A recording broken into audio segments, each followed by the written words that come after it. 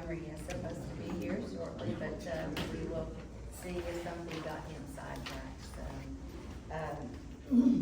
if you will look, we do have a quorum. So, if you will look, please, under tab 2, that's the minutes for the board meeting on the 26th of May.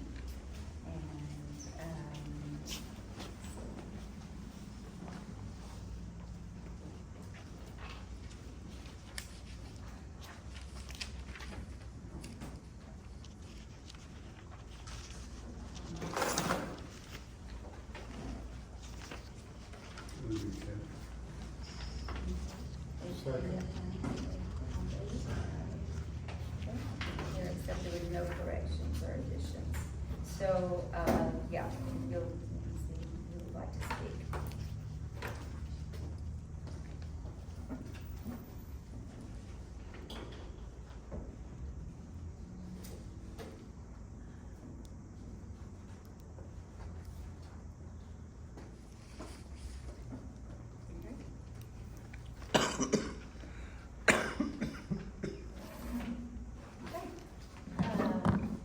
Donna, would you like to be first?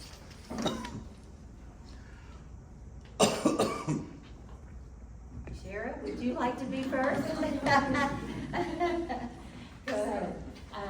The first thing that I wanted to say is that I appreciate that on the website we can see the unofficial minutes from last time. So I feel like that if we're going to come and bring grievances, that we probably also should appreciate. So that I do appreciate. We appreciate and the recordings and I saw that the May financial report was also uploaded. Albeit somewhat camouflaged, but uploaded nonetheless. And for that, I say thank you. It doesn't say that that's what it is. Oh, okay. It just says unofficial document, and it's listed for the meeting. All right, we'll look at that. But I do have a question about the last meeting, or I guess an observation. What I've noticed is I haven't seen many announcements made about a new facility or the expansion of a current facility. One for which y'all, not that you are taking it, but you are at least considering taking out a mortgage, but you haven't broadcast it the way that the bonds were advertised. And so I'm just kind of curious as to when that information will be forthcoming, because it kind of feels like the voters and the taxpayers have made their wishes known, but it doesn't really feel like that's being taken into consideration as far as with what the district is going to move forward with. It's like, this is what you have your mind made up to do, so that's what we're going to do. Never mind that the voters voted against it, with the last election being an overwhelming negative response to that bond. But I don't know, I guess to me, it kind of feels like that as a board, it just continues to at least appear, I'm not saying that it's the case for every member, but it does appear that there's not a lot of regard for what the taxpayers that fund the board want. We've made that abundantly clear.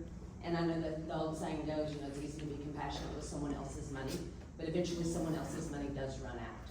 And times being what they are, I guess I just feel at the end of the day that as a board that you owe the taxpayers accountability and transparency and proper stewardship of the funds that you're given from the taxpayers. So, and on that note, I'll just say that I saw a quote that I really liked, and it was that transparency is not a favor, it's a duty.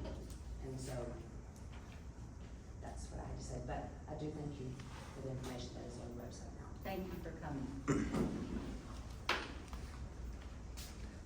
I'm gonna piggyback a little bit on what she just said on the transparency issue. I do see that, you guys did start to put some things on the website. We have some little baby steps in the right direction, and for that I appreciate it. I wanna look at last month's agenda, where you guys put out that we were gonna get a report from consultant Chris Janning regarding governmental programs. Now, perhaps my public school education fails me, but that's a plural word. So when we saw it online and when we showed up, I think most of us were pretty shocked that this wasn't about governmental programs. We expected to see several things reviewed. Again, we're gonna talk about TOMA. It says that the notice must be sufficient to apprise the general public of the subjects to be considered during the meeting. There were not governmental programs discussed. It was a very specific thing that was discussed, it was called a mortgage. Just because it's a government-backed product, that was a very deceptive and misleading posting. And I think it was intentionally deceptive. Y'all didn't want people in here talking to you and giving comment about the mortgage, because at the end of 2025, this body issued a public statement that said, the citizens of our community have spoken in large numbers. Your voices have been heard, and we respect the outcome of the democratic process. So how are we respecting that outcome when we're up here having meetings about mortgages? The voters overwhelmingly told you they didn't want this. And the tell is really that the only people in the room that were surprised that we're talking about mortgages was the public. Everybody up here knew about it. So if there is a plan, why is it secret? If you're proud of what you're doing, you don't need secrets. You don't need obfuscation. You don't need to lie on your postings. Just tell the people what you're doing. If you cannot do that, if you're not comfortable being 100% transparent, you don't need to be in those seats. This is taxpayer money. We don't get to play hide the money when it's somebody else's money. You don't get to make grand plans with other people's money. If you cannot be transparent, resign. It's very simple. Thank you. So I want to make an announcement tonight, and I'm very excited to make this announcement. Terry, if you will please stand. I want to introduce our new, not interim anymore, our new CEO of Huntsville Memorial Hospital. Thanks, Sam. Yes, and Terry went through a very rigorous process with other candidates, and he came out on the top. We're so proud about that. So Terry, welcome to the job. I appreciate it. I appreciate it. And I will turn it over to y'all for your reports. And me and my wife are excited to sleep in a bed last night, and we're excited about that. So we're excited to be here. So on behalf of Tracy and myself, I want to say thank you. We've loved our time in Huntsville. We've loved our time in Walker County. We got a lot of great things going on. We're excited to be here. We get to know a lot of people, which is what is so great about community healthcare is the ability to make it personal. So when you start to get to know people and see them in the emergency department, and see them in the hospital and help them, it's been great. Had the opportunity right before I came here to visit a couple rooms, so it's exciting. So thank you for the opportunity. A couple things I just want to make sure the board and the community is aware of some things that are going on. And I want to read this one just because I want to make sure it was right. The team received from 2025 data, it's a couple months in arrears, but HMH was one of only 508 hospitals in the United States to achieve a catheter-associated urinary tract infection or CAUTI rate of 0 based on CMS standards. There's about 5,000 plus hospitals, 7,000 if you include all institutions, but there's 4,000 that report data related to infections. 500 of those 4,000 had no infections last year. Huge deal, especially when you look at the volumes and stuff. So excited about that. Our team is excited. We pass it around. So there's some great work going both from a physician, nurse, clinical standpoint. We're excited about that. We did graduate our first residency class for Sam Houston for students. We graduated 2 ceremonies in the last month at Sam Houston. They'll finish over the next week or so. We're excited to finish our first residency.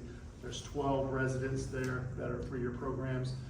So one of them will be continuing to work in the community. We're hoping one other will be doing some peer work in the community. That's our goal for this program, is to have physicians that come out of it and stay in the community. So we're excited about that. 4 new residents will join the team on July 1, so we're excited about that as well. And we've got 2 new fellowship for our sports medicine fellowship with St. Houston as well. That will join us. We finished 2 this last year. So altogether, there's 14 residents on site. We'll lose 6, and we'll have 6 more come start July 1. We'll also pick up a few more from psychiatry residency that Sam Houston's working with several other hospitals in the area. It's a 4-year program, so we'll pick up a few more. So it's just good to have people come in to see Walker County in the hospital. The other one, and then I'll pass it to Paul and Ian for financial. Ian's got a couple big announcements that happened last week or so, which is exciting. But the Ambulatory Surgery Center did get their survey for Medicare 2 weeks ago. We're excited about that. We've been waiting to get that survey. We cannot start doing insurance-based procedures until we get our Medicare survey. We got it. We had a couple things to fix from just a facility standpoint. We're getting those fixed. We're hoping to have all that done by the end of this week. So hope to have a grand opening in the next, start seeing patients in the next month full-time, and then get our grand opening in the next 2 months. But we're excited to have that, more procedures being offered here from that. And then, you wanna go next? You wanna Sure. go? You wanna go? For finance, I'll turn it over to Paul. Good evening. May is the 11th month of our year, so these are year-to-date totals through May for us. And we first talked about our volume of patient days, inpatients, outpatient combined. We are at 24,982 patient days for the year, which is 5.7% better than we did last year. And if you look back even further, last year was 8.7% better than the year before that. So we continue to see the growth. Our inpatient admissions, which again, that's a specific population, they're up 9% this year compared to last year. We have ED is up 5.2%. We're now averaging almost 62 patients a day compared to 59 last year. I mean, so we've seen, it doesn't sound like much, but as a doctor, that 3 every day makes a difference. Our births, we are 10% higher than a year ago, and again, we know that that's still growing. We have a lot of ambition with that. Then outpatient registrations, this is coming in for labs, x-rays, or anything else. It's up 4.6% year over year. So we are continuing to grow, continue to stay busy, and just one of the things we do note, because our ICU is only 6 beds, we look at how many patients we can have, and we had, again, in the month of May, we had 8 days where all 6 beds were occupied, which is a challenge because it is tight, and then you have to manage that. But we still, overall, with our ICU, we're 83% occupied for the whole month, and that goes back to just how it's, where we are. Last week was 75 patients a day. Just when I looked at the board down there, just saying, not 62. A couple other updates. So we talked about our new physician recruits. So Dr. Brown, she has been covering the L&D, and she had her first HMH delivery on her very first day of coverage.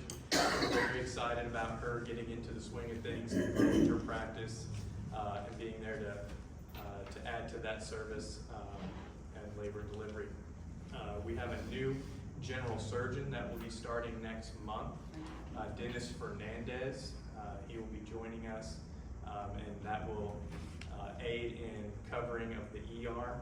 So we'll have more general surgery coverage, and then also the skill set that he brings, which we're very excited to have that here in the community as well. So exciting fronts there on the physician side. And then as far as major projects, we have just concluded a more than a year-long project with our new patient monitoring and telemetry system. We went into full implementation last week on Tuesday afternoon. We are completely switched over to the new patient monitoring and telemetry system through Mindray, which brings just a number of upgrades in usability and functionality, but it is also in a much more stable system that is under warranty and coverage, and so we just have so much more stability with that system than we used to before. So very, very excited to deliver that to the staff so they can take that care to the patients. And that's it for us. Thank you. Thank you. Yes. Terry, on the residents that we got coming in, are we gonna have the usual and customary 12 primary care physicians? Yes, we'll have- Plus then the sports medicine and the psych and the...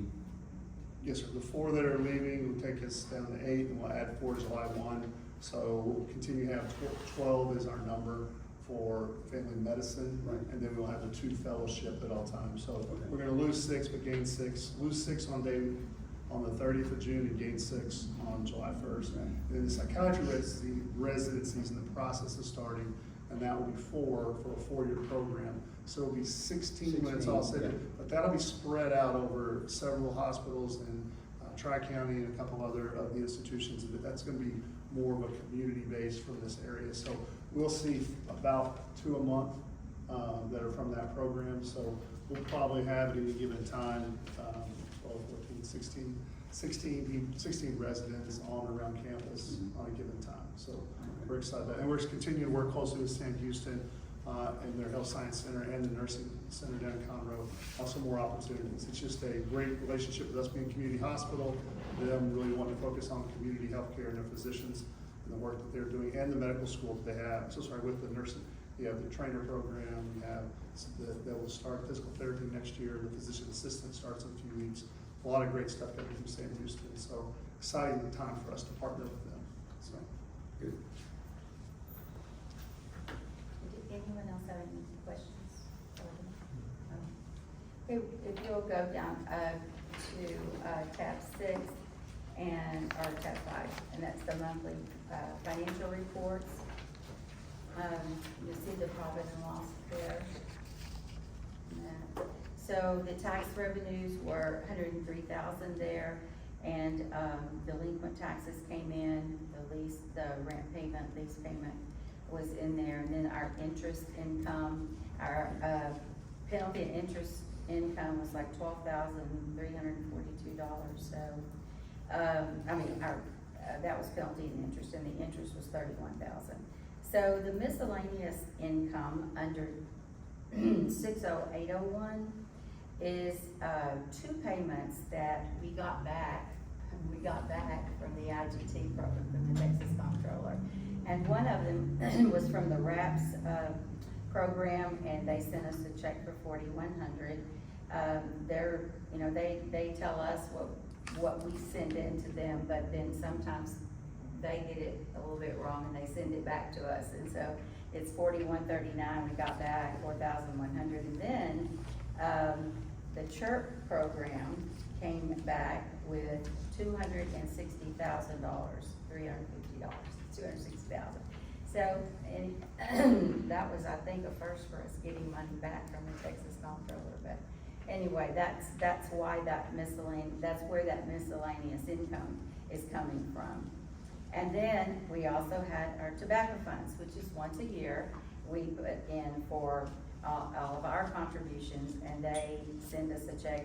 It's different every year, and what we give to IGTs is also, it's flexible. So we budgeted this year $175,000. That was about what we used to get every year. And this year we got $253,000 for the tobacco funds. So that was nice.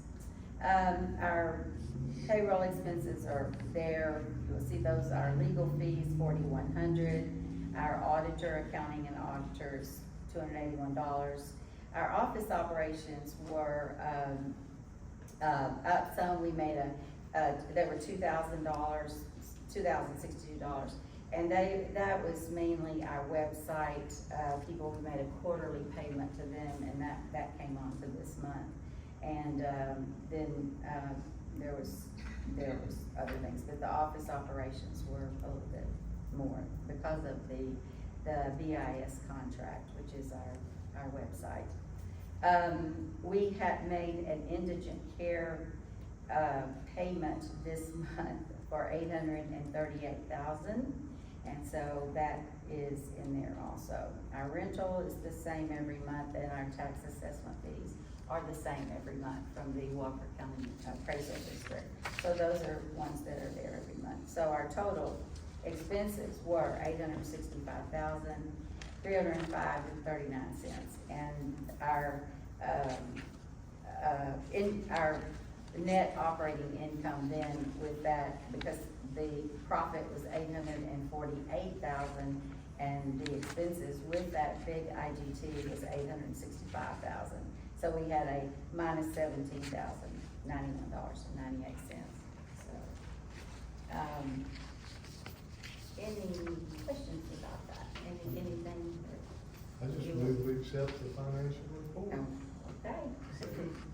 All in favor? All right, we will accept that. If you'll also go back to the monthly bills, and, those are, signed too. Except that I don't have monthly bills. No, I don't have. Yeah, it's there, so. Tri-County, again, we usually, we budget about $50,000 a year for Tri-County, which is our mental health. And, the people that come in, Tri-County Behavioral Health comes into our ER and they help us with patients that need that. And, they also provide many services for the people in our, community. We budget about $50,000 a year for them, and we pay that in quarters. And so we paid $12,500, which is the first quarter, that's what that bill is in there. The appraisal district, again, that's a cost that's the same, $14,000. Our rent payment is $1,100, and then the Texas Comptroller was $838,000. Those were all of the major ones. Reed and Clayman, who is our law firm that has worked on the LOI, is $4,800, and our CPA was $281. QuickBooks, we had some expenses for QuickBooks, and the consulting is on there, $1,205 for our consultants with our website. Those are all on there. So our total was $882,263.33, and the majority of that was the $838,000 to the comptroller center. Any questions about any of the monthly bills? Any questions you all have for anything in there? No, you have a motion to accept that, okay? And Second. okay, and all in favor? Okay. I am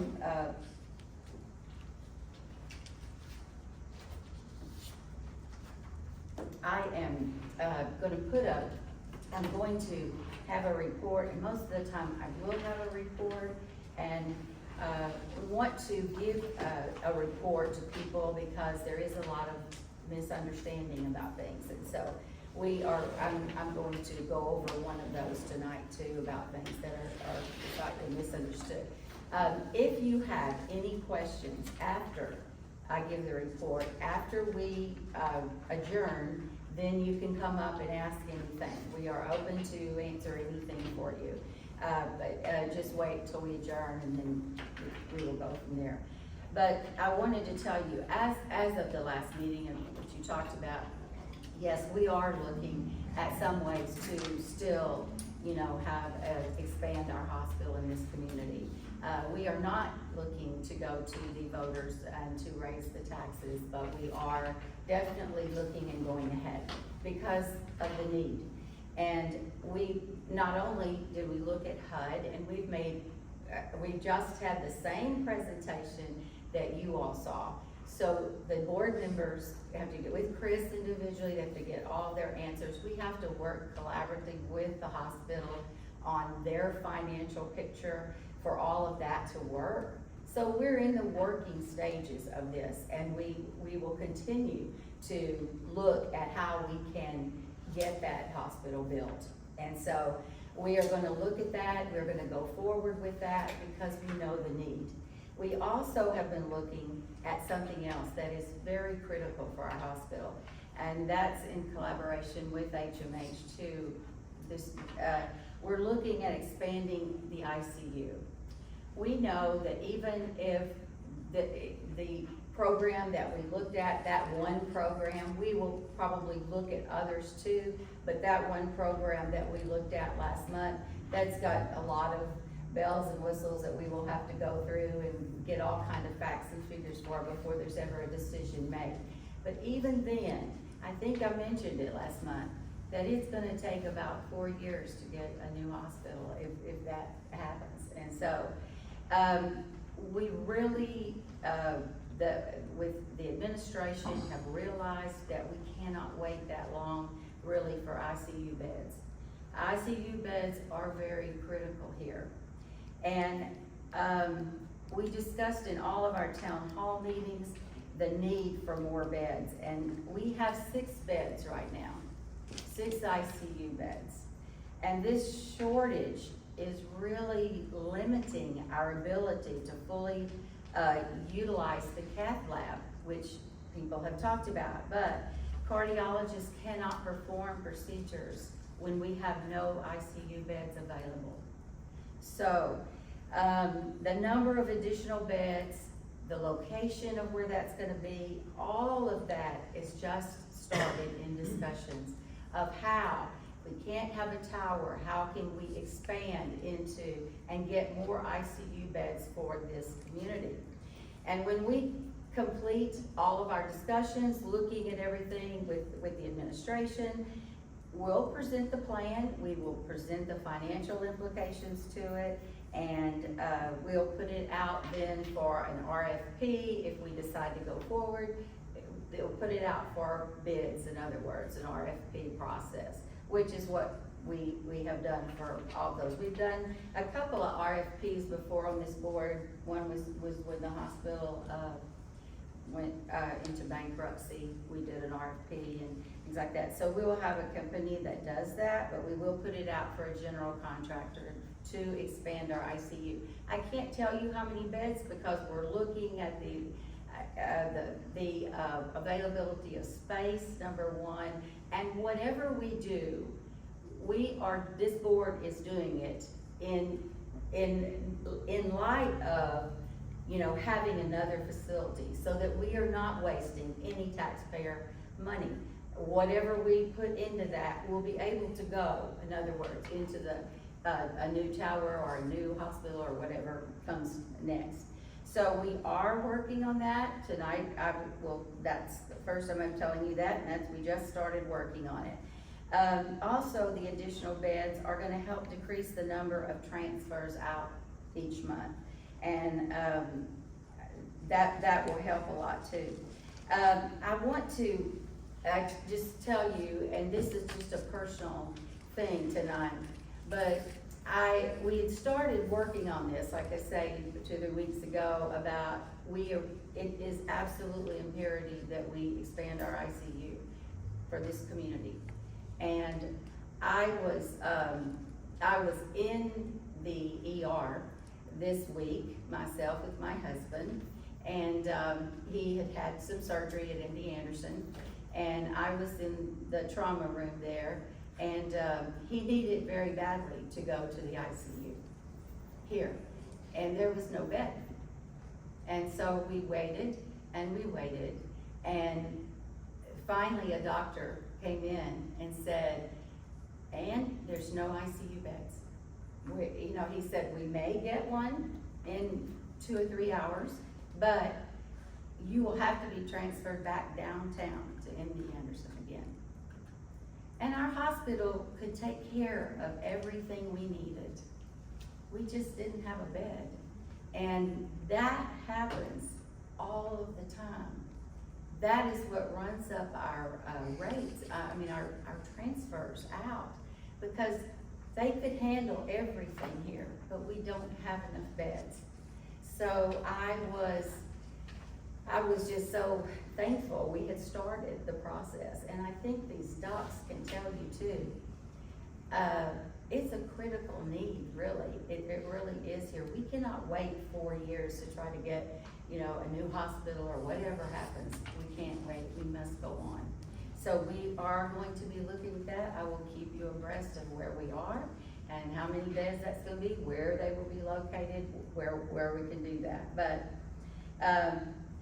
we will let you know how that's gonna go. So, and we'll be back with the other government program, and we will be looking at that too. Whether we choose the government program, I don't know.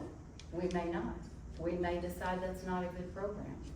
Okay, so we are in the discovery stages right now of that program. And that's what I wanna say. I wanna know, Dr. Ansley, would you like to interject or Yeah, any of those? I mean, I think that, definitely it's been for a long time, not having the adequate space for, critically ill patients. Because really, the issue is not only patients who come in and present with critical illness, throughout patients' hospital stay, there are changes in status. People come in for routine surgical procedures, and because of their underlying comorbidities, they have, extenuating circumstances that make their condition, you know, become worse or decline. And so, the problem with not having that space is that ultimately the patients who come to our hospital that need it the most aren't adequately cared for without that, you know, accessibility. And so it's been over a decade, really. It's not anything new. And really the fact that, you know, that there's this kind of idea that an action to make something happen is counterintuitive to what the community wants. Everyone I talk to in the community all the time, prior to even, you know, volunteering to do this, have always talked to me about expansion of our critical care capabilities. Have always talked to me about, you know, every conversation I have with a patient's family about leaving Walker County is the same, you know.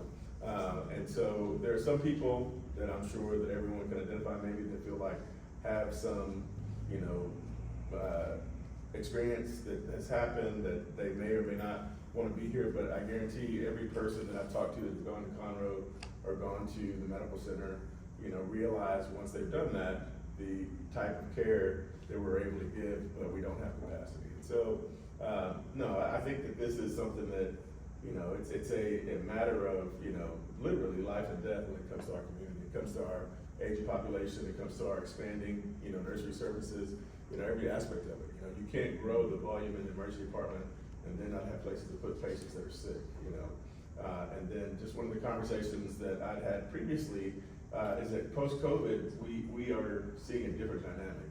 You know, we kind of had a cyclical seasonal respiratory season, you know, sports injury season, outdoor season, and now all of that kind of is out the window. We see, you know, patients with critical respiratory illnesses in the summertime where we rarely saw them. We see patients that are still coming to Walker County for our outdoor activities and outdoor sports and camps that are going on all summer. And so I can't understate enough, you know, the importance of this, and it's not anything new, but it is something that directly affects anyone in our county who has a personal encounter or a family member encounter that has, you know, a serious medical condition.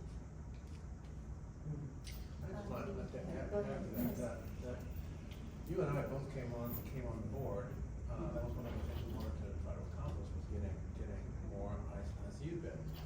It's been 10 years, and nothing has happened, you know, and you know, it's not just, we don't have space, but I mean, when you have this night patient out, there's that transit can be the difference between life and death sometimes.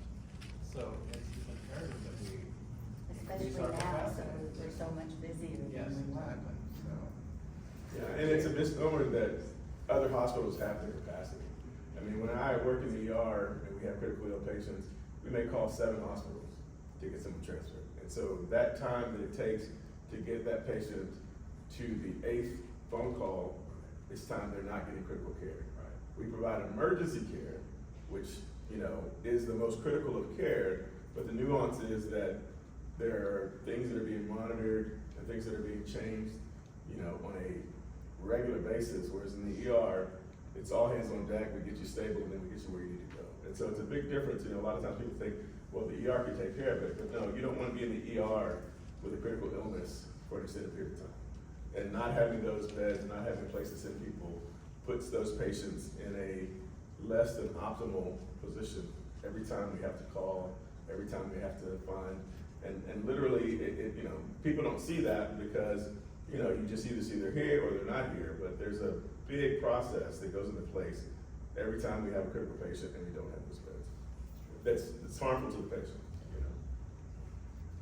Jerry, did you want to say? I've been there, Yeah. so I had to wait, exactly like what you're saying, I had to wait. Thank goodness they had a place for me, so, but, man, our ICU is, I guess it's blast of the past, cause that thing is ancient. Yeah. and I have been wanting and wanting and wanting an ICU. Well, not a want, a need. We just need it, period. So, I just, I will continue, and we're gonna get this thing through for the people that need it in Walker County.